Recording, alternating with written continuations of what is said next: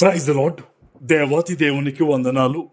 ప్రభువు నామమున మీ అందరికీ నా ప్రత్యేకమైన వందనాలు, శుభాలు తెలియజేస్తున్నాను. ఈ దినము కొరకు ఏర్పాటు చేయబడిన దేవుని వాగ్దానము యెషయా గ్రంథము 41వ అధ్యాయము 11వ వచనము. నీ మీద కోపపడు వారందరూ సిగ్గుపడి విస్మయముందెదరు, నీతో వాదించువారు మాయమై నశించిపోవుదురు. దేవుని నామానికి మహిమ కలుగునుగాక.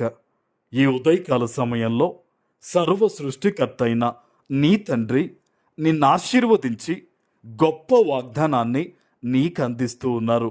హల్లెలూయా. ఈరోజు నీ తండ్రి నీకు ఇస్తున్న వాగ్దానం ఏంటో తెలుసా?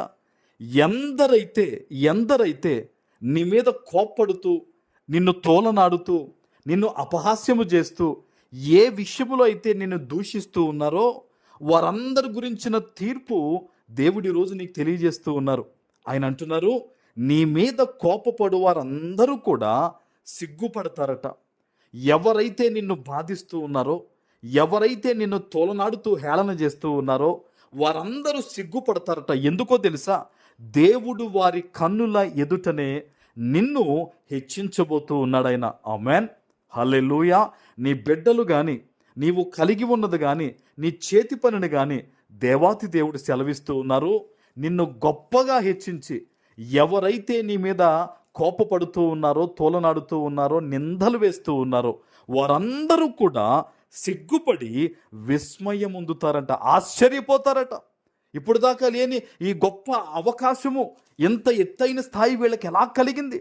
వీళ్ళు మొన్నటిదాకా ఇలా పడిపోయి ఉన్నారు కదా, చిరిగిపోయి ఉన్నారు కదా, వీళ్ళ కుటుంబం పాడైంది కదా, వీళ్ళ భర్త ఇలా కదా, వీళ్ళ పిల్లలా కదా అని నీ గురించి అనేక మంది ఆశ్చర్యపోయేంత గొప్ప స్థితిగతులు, ఆశీర్వాదము నీకు, నీ కుటుంబానికి దేవాతి దేవుడు ఇస్తానని ఈరోజు వాగ్దానం చేస్తూ ఉన్నారు. నీవెక్కడి నుంచి ఈరోజు ఈ వాగ్దానం వింటున్నావో చేతులెత్తి ప్రార్థన చేయి. తండ్రి, ఇదిగో నా పరిస్థితి.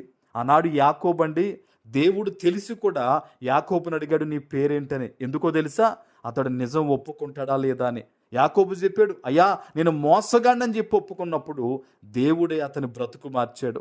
ఈరోజు ఈ వాగ్దానాన్ని వింటున్న నీవు కూడా ఏదైనా సరే దేవుని ఎదుట ఒప్పుకుని ఈరోజు నువ్వు ప్రార్థన చేసి ఈ వాగ్దానం ఎత్తిపెట్టి దేవుణ్ణి అడిగితే గనక సేవకునిగా చెప్తున్నాను, అద్భుతమైన రీతిలో దేవుడు నిన్ను, నీ సమస్తాన్ని కూడా హెచ్చించబోతూ ఉన్నారు. ఆమేన్. చూడండి, ఇంకొక మాట ఉంది, నీతో వాదించువారు మాయమై నశించిపోవుదురు.